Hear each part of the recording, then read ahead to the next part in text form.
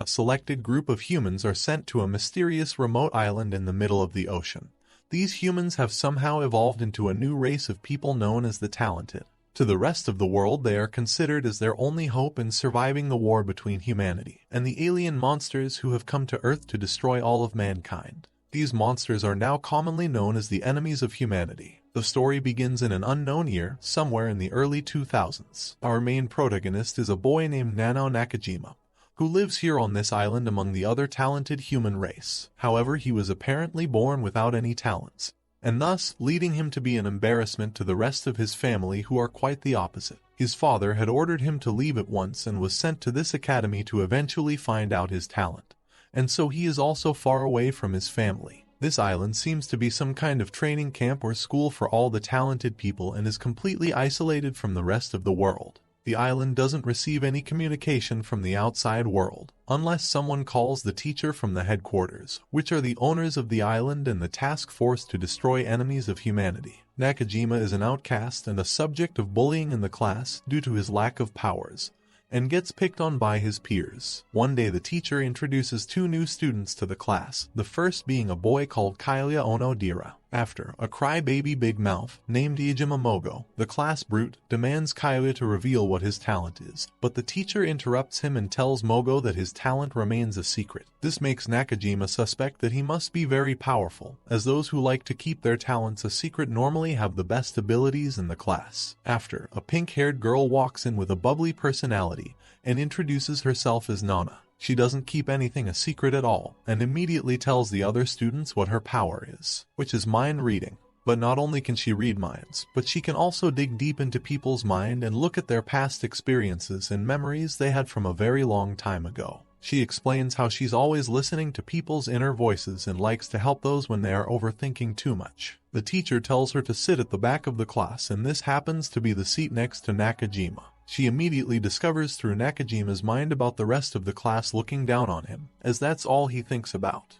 He gets nervous when a beautiful girl like Nana sits down next to him, and can't imagine how a girl that looks like her would want to even help him in any way. Due to her reading his personality traits, she already wants to become friends with him. She starts to find out more about him using her powers, and discovers more about Nakajima's past life memories before coming to the island, and comes to realize that his dad was a very proud millionaire who was disappointed in his son for not being useful in the family. Nana knows that Nakajima wants to do everything possible to win back his father's approval. As a way of keeping his father's respect, his father gave him the responsibility of looking after the family watch, and Nakajima promises to keep it safe. Nana also knows that Nakajima needs to get a chance to be the leader of the class, something his father will be proud about. But she knows he will never vote himself in, so Nana quickly volunteers for him to be the new class rep and points out all his best qualities. However, the two most popular students, Mogo and Seiya, also voted themselves in. An argument occurs on who will be the next class rep. At this moment, Kailia begins to stop all the arguing, and proposes a duel match between the three to settle it instead.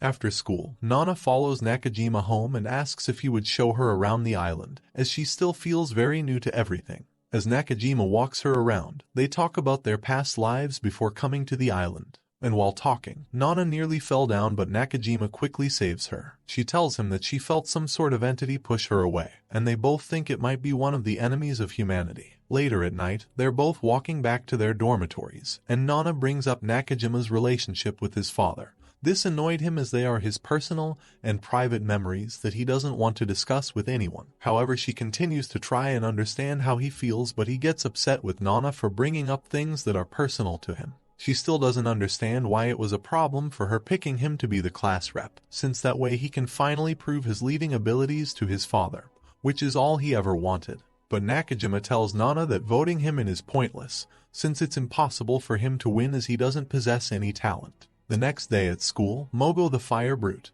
and Seiya the Ice Wizard are ready to fight for the position to be the new class rep. They enter the battlefield and use a series of attacks against one another, until Seiya uses ice magic to freeze his legs and wins against Mogo. This humiliates the brute, making him extremely angry. So Mogo uses all his power to form a huge fireball and throws it at Seiya, but it nearly hits the entire class, until Nakajima jumps in the way and stops the huge fire blast, thus revealing his hidden talent. It turns out that Nakajima's power is to nullify other people's talents, so he can stop another person's abilities.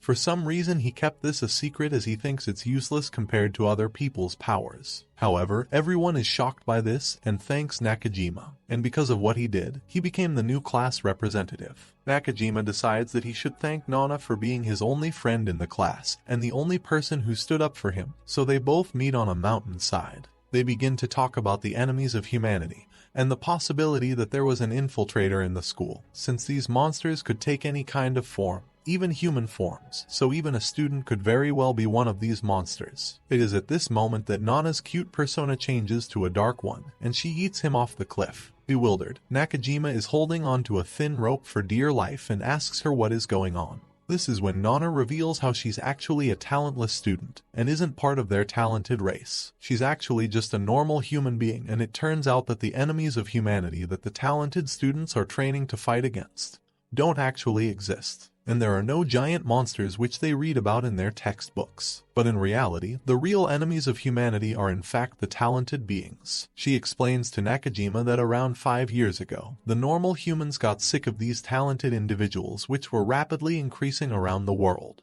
These new form of humans who could possess special powers stopped using them to fight crime and help humanity, but instead they were using these powers for their own benefits and financial gain, destroying the world we know, breaking all laws, and this eventually started a war between the talented humans and the normal humans. Humanity actually won the war, and after winning the war, the youngest talented beings who survived are now isolated on these remote islands, away from the real world. And from a young age they are all taught that they are being trained here to be Earth's superheroes, and must learn how to defeat the enemies of humanity. But that's something that the humans just made up, because in reality, they only put the talented people on these islands so that humans can remain in control of the world that we know. So they set up this secret operation, which is to eliminate the talented beings before they can master their supernatural abilities. For this they need to send a regular human onto the island to figure out their abilities and then assassinate them, kind of like Amugus. The infiltrator they sent this time is Nana, and even though she's just an ordinary human with no powers, she actually has superior intelligence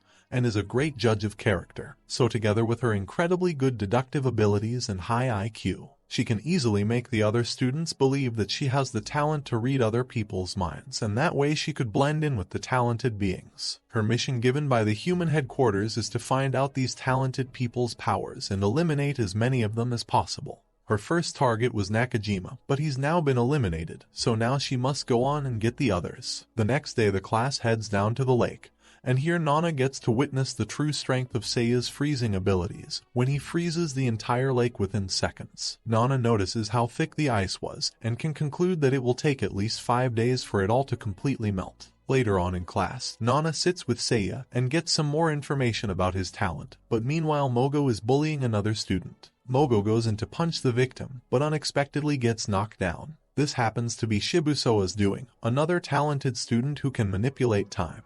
Seiya talks to Nana about Shibusawa's abilities, and how he might just be the most powerful one in the entire class, as Shibusawa can actually stop and go back and forth through time, and change the future of certain scenarios. Upon hearing this, Nana marks him as her next target as he seems too OP, and can ruin her ultimate goal of eliminating every talented person on the island. So with that being said, Nana meets up with Shibusawa for lunch, and puts on a cute little act that she has a crush on him, only to acquire more information about his powers. She wants to know of all of his limitations and weaknesses. She manages to discover that he can only go back in time for a maximum of 24 hours. He could also go back for more time as he travels in the past, but doing this will make him incredibly tired. Nana devises a plan on how to kill Shibusawa, but at this moment, the mysterious white-haired student, a new boy who also joined on the same day as Nana, named Kyoya, and whose talent still remains a secret, joins in on their conversation, and seemingly interrogates Nana about Nakajima. Kyoya seems interested and concerned about his sudden disappearance. However, Nana pushes the narrative away from herself by calling Kyoya an enemy of humanity, for being the one who's not revealing his powers, and Shibusawa ignorantly takes Nana's side, as he seems to like her. So Kyoya just walks away to avoid even more suspicion.